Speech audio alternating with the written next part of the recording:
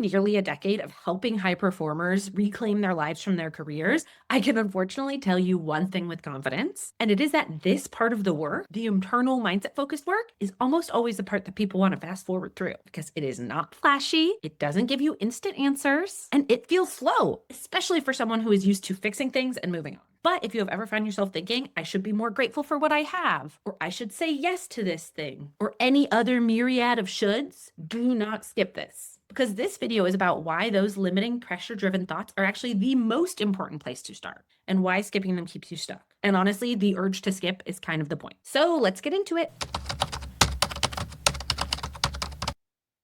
So hi, I'm Chris. I'm a career and mindset coach, and for the last 9 years, I've worked with driven, capable people who look successful on the outside and yet feel pressured, stuck, or disconnected on the inside. And in this series, we've been digging into what I call the achiever's paradox, when the traits that help you succeed start quietly working against your peace. And we've talked about what it is, how your identity gets wrapped up in your career, and why awareness alone doesn't create change. And last week, we talked about how beliefs, not willpower, is the true engine underneath perfectionism, burnout, people-pleasing, all of the bad things. But this week, today is about why we can't move forward yet, even though I know part of you really wants to. This is the needed heart-to-heart before we move into the rest of our framework. So here's the truth. In my work with clients, this is typically the moment where I start to get a little bit of push because people start to think, okay, yeah, I get it. I see the patterns I'm repeating, but now what do I do? And they want to fast forward. They're eager to stop doing those things so they can get to the fun stuff, the talking about values, building their purpose statement, working on boundaries, decentering their career, all of those things that they come in wanting to do. They want to fast forward to that stuff. As I've shared before, I get it. I work with a very specific get it done kind of person, but that is actually what this person misses. And it might be what you're missing too. Because truly, this deeper foundational work, looking at the pressure systems that your entire internal reality has been built upon, is foundational. And if you miss that deeper foundational work, then the metaphorical house that you're building on top of it will never hold. So here's what I need you to understand. You cannot build clarity, self-understanding, self-trust, or fulfillment on top of unresolved pressure, period. Your nervous system quite literally will not allow it. So, for example, if at your core, you fundamentally think that giving 110% is the only way to stay safe and secure in your job, even if boundaries are 100% aligned,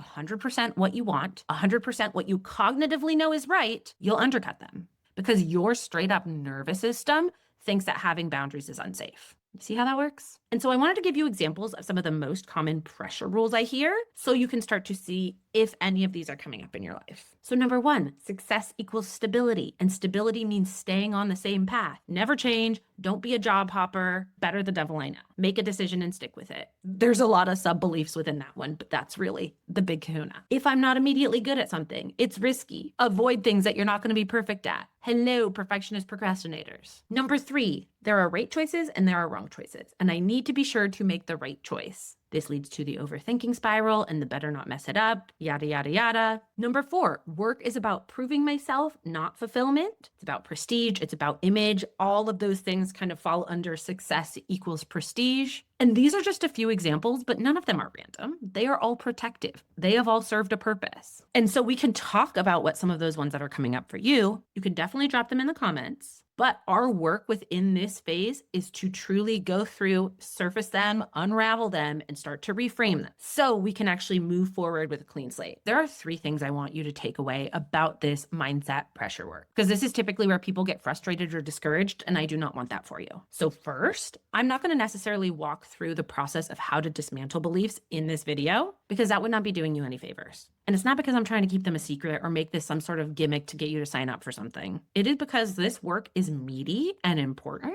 and it requires structure and pacing and context. And I cannot do that in a single video. I'm pretty amazing, but not that amazing. Second thing I want you to know, this phase takes time, and that time is not a hindrance to coming back to yourself. It is quite literally the work. It is an actual phase of learning how our nervous system responds and tries to keep us safe. For what it's worth, with my clients, this is typically where we spend the most time. We spend many coaching calls on this because once you nail this, everything else becomes easier. And then third, we are not staying in introspection forever. So hopefully this provides a little bit of hope for you, because it's not that we can never talk about what you want or we can never move into the other phases of the reset framework. It's just that the goal here is to quiet the noise enough, quiet the distractions and the shoulds and the internal pressures enough so that you can start to hear yourself again. Because think about it like background noise when you're trying to listen to a quiet whisper. Until you turn that background noise down, the internal whisper is going to be incredibly hard to hear. So we'll get there. But we do the pressure first because once the pressure softens, it feels like we can actually get in touch with our values. So that is where we're headed. For now, we start here. So hopefully this heart-to-heart hit and was exactly what you needed, because I really want you to understand how incredibly important this work is, start to see yourself in these pressures, and help you understand how much time and effort we can put here. Next week, we're going to keep building on this. We're going to talk about what it looks like when pressure starts to shape all your decisions, your path, and what you think you want. So if this video put something into words you've been feeling, let me know if any of those pressures resonate, and make sure you come back for the next video. But in the meantime, if you don't want to wait and you want a deeper dive on all of the steps in the framework, I'll be sure to link the workshop again below. Otherwise, I'll see you next week. Bye.